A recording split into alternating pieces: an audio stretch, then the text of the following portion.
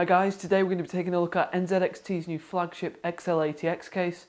This is the Switch 810 and you will have seen the reports of this case floating around from CES 2012, but only external view.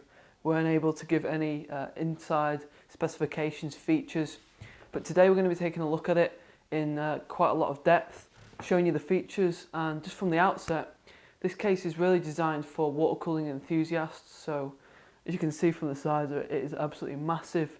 Loads of space inside. Space for your radiators at the top, the bottom, in the roof. And if you go for air cooling, you've also got lots of possibilities there. We've got an intake fan at the front of 140mm, an exhaust at the back, 140mm, and again another exhaust at the top, which is 140mm. On the other side of the hard disk drive cage, we've got a 140mm fan which you can actually pivot. So you can direct it towards the CPU cooler or at the graphics card, you've got the choice there. Other features we've got on the front panel, SD card slot reader. You don't get that on any other case around on the market. You've typically got the FireWire support, which not a lot of people actually bother using. So something like an SD card slot on the front is really good. And it's just got loads of different features inside. It's obviously massive. It's able to take all your high-end kit, big CPU coolers, long graphics cards, and it's just a great looking case. And I hope you enjoy this video. As we go into it, we're going to take a good look at all these features, and if you've got any comments, just drop them in the box below. Okay, starting things off then, at the front of the case we have the front panel, which is entirely plastic. It's got this glossy finish to it, and there is actually a lower section here which is removable. All you need to do is press on either side and that pops out. And as you can see there, we've got a fan filter and this is screwed in. So to remove that, you're going to need to remove those screws. So all you need to do really is just vacuum that side or simply wipe it with the damp cloth. And we've got a little bit of mesh just to give you a little bit of a tease inside the case if you've got a fan at the bottom there. So inside we've got a intake fan here which is 140mm, and there's also a section there for attaching another fan. We can either go for a 140 or a 120 there, and this 140 can actually be removed and we can pop in a 120. It just depends on your personal preference, but the bigger fan is going to push more air. But as it stands, that looks really good. We've got the cooling there, and then above this we have 4 5 1/4 bay covers. These are removable from the outside of the case. The top bay cover here in this section is in fact a fascia for the optical drive. You can see obviously if you're going to use a Blu-ray drive or a DVD rewriter, then it's advisable that you use this top slot simply because it retains the same style and colour of the case. Removing the lower drive bay cover, we've got a docking station. So here we've got the tray which will take 2.5 inch and 3.5 inch drives, and at the very back there you can see the SATA connections. On the other side of this plate we've got a Molex connector, so to get power to that drive you're going to need to slot in a Molex connector from your power supply unit. Now to get access to the front panel controls we need to move this cover up, and once we've done that we've got access to 2 USB 2 ports, 2 USB 3 ports via the motherboard header. In the centre there we've got an SD card slot reader. We've got a headphone and a microphone jack, a reset button and an LED button. Now this LED button actually controls a little light which is on the input-output plate at the back of the case, and some of you may think this is actually a gimmick, but it's actually real handy, and I'm going to show you this a little later. Basically just allows you to illuminate those back ports on the back of your computer, and it's very handy if you're gaming at night or if you need to get access to various ports or plug something in.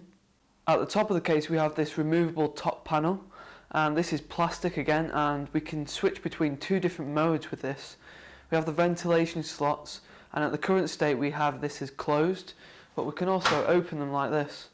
So the closed state is obviously going to give you a bit more silence. It's going to help to prevent any noise from escaping out of the case. But with the open, we can have this for dissipating heat out of the case. Now the Switch 810 comes with a top mounted fan, so really if you're going to have that cooling fan operational, you're really going to want this open so that the heat dissipates out of the case. This top panel is removable. All we need to do is press on either side at the back and this pops up. Removing that panel there, we've got access there to a 140mm exhaust fan.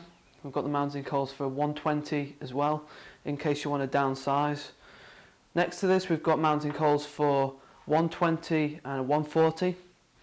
And then we've got additional slots for mounting the water cooling. Now, I've got the Phobia G charger here, and this is oversized.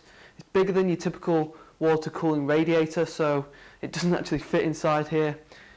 But we do have a cavity, you can see, and that's going to fit your typical water cooling radiator, so you'll have no problem getting the top, the roof, the top panel onto there with the typical water cooling radiator. But this Phobia G charger actually fits inside the case, and I'm going to show you that a little later. And basically the Switch 810 is very flexible, you know, whether you want to go for air cooling or water cooling, it's got it all there. In terms of filters, we have one at the back. Just need to press that in and that pops out. And we also have one at the front which you just need to press in and that pops out too. Being designed for the water cooling enthusiast, NZXT have put a Perspex window on the prominent side panel. Here you can see it covers most of this side panel, and obviously where you've got your water cooling kit inside there and all the different colours, it's great to see that. On the other side, on the alternate side, the side panel is completely solid. It's got no significant features. Each side panel has 3 thumb screws because obviously this is quite a tall case. I've removed the 2 from the top and bottom, and you've got a longer one in the middle. Once we've removed that, we can put the side panel off. You can see there it's good quality, it's quite thick. And inside, because this is a big case, we've got the ability to house lots of stuff. You can see there I've got the Noctua CPU cooler, which is fairly big, fairly standard size for a flagship, and plenty of space for long graphics cards. We've got the long power supply unit, not a problem. Loads of cable grommets for getting your cable management up to scratch. Lots of hard disk drive storage, different options for cooling there, you can see. You can pivot that directional case fan, add in more case fans. So really it's a very flexible case, and I've just only gone through those features very briefly, but now we're going to take a bit of a closer detail on all of these things. Beginning at the bottom of the case and inside, we've got mounting holes for a 140 or a 120mm fan. The power supply unit sits on 6 little rubber mounts, so you're not going to get any scratching, because obviously inside the case we've got metal, power supply is metal, so you know, scratching, vibration, but that is not a problem here. Above this we have 9 PCI expansion slot covers. Each of these come with the ventilation mesh for better airflow inside the case, and we've also got some rubber grommets to the side which are for the water cooling tubes to get in and out of the case. In terms of cooling fans, we've got a 140mm rear exhaust, and at the top we've got another 140mm exhaust, and this rear exhaust can actually be moved up or down depending on which sort of position you want to take it. It may not line up to your CPU cooler, it may not be parallel to it, so you might want to move this down.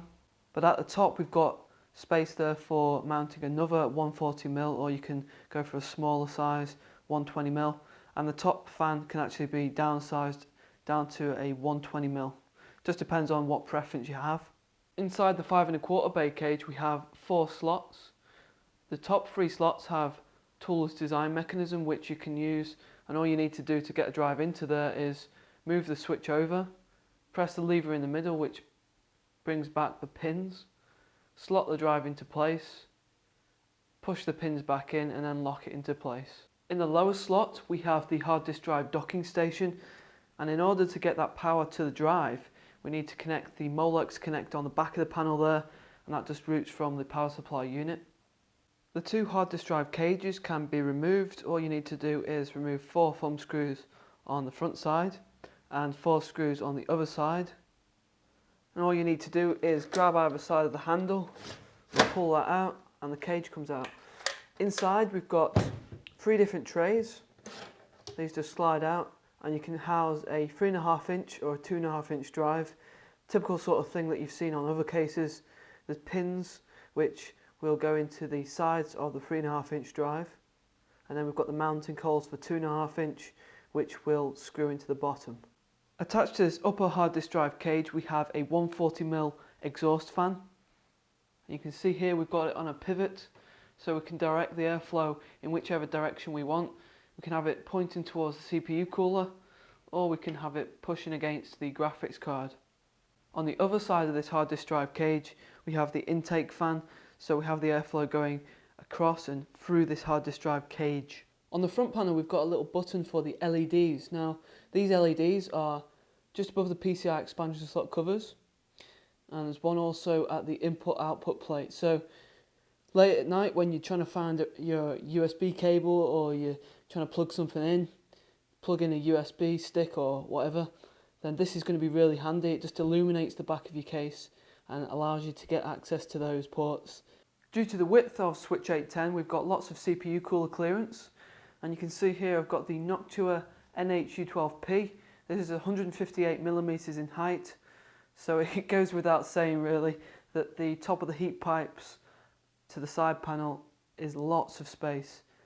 People with the flagships like the Noctua NHD14 or the Thermalright Silver Arrow are going to be able to fit these coolers in here no problem at all.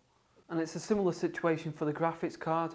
Plenty of clearance between the end of the graphics card and the hard disk drive cage, and we can actually remove that hard disk drive cage anyway, so that we can have unlimited amount of clearance for that graphics card. Here we've got the NVIDIA GTX 480, which is 11 inches in length, so anything currently on the market, be it 11 inches, 12 inches, you're going to be fine for clearance there. Lastly, onto the cable management inside switch 810. As you can see here, we've got a very clean, tidy setup, and I've been able to do this because of the amount of cable management grommets. You can see we've got loads of them. So whether you're on micro ATX, ATX or XL ATX, you've got the mounting holes there for the motherboard, but you've also got the cable management grommets to suit as well. So you can see I've routed the cables behind the tray, kept it very nice and tidy. And NZXT actually bundle with it the CPU power extension cable. Obviously switch 810 is very tall, so that extension cable comes in very, very handy. Without it we would have had to route it over the motherboard tray, but we can put it behind the motherboard tray, which is very handy. All of the fans are also plugged into this fan hub, which you can see this needs the Molex power, but we can store another 3 fans on top of what we've already got inside here. So we've got 4 fans already attached to this, and we can attach another 3. And this is a very handy thing. It may not have a fan controller attached to it, but it does mean that you can keep the cables away from the other side. You can keep them behind the motherboard tray and out of sight, because obviously we've got the Perspex window. You don't really want to see all the cables dangling around. So guys, that pretty much concludes our video today. I hope you've enjoyed what you've seen. This has been the Switch 810, and I've enjoyed reviewing this. Been very impressed with what I've found, the features, the size of it, the build quality. And if you shoot over to Vortez.net, I've actually given it the Gold Award, and I recommend you go over there actually, because it gives a bit more detail and some of the things that I can't actually show you in this video, like thermal performance, giving you the graphs, the temperatures and things like that. So definitely shoot over there for that. And this it's just been a very good case to look at, and I reckon they're going to sell quite a lot of these for the price, which I didn't mention in the introduction. Actually, it's £150 in the UK. You're going to look for, in the States, just under the $200 mark, and in Europe just under €200, and it's out the first week of February, so keep a lookout for it. It's going to be a hot product. So thanks very much for watching, guys. If this is the first time you've ever watched any of my videos, make sure you hit that subscribe button, and I'll see you soon.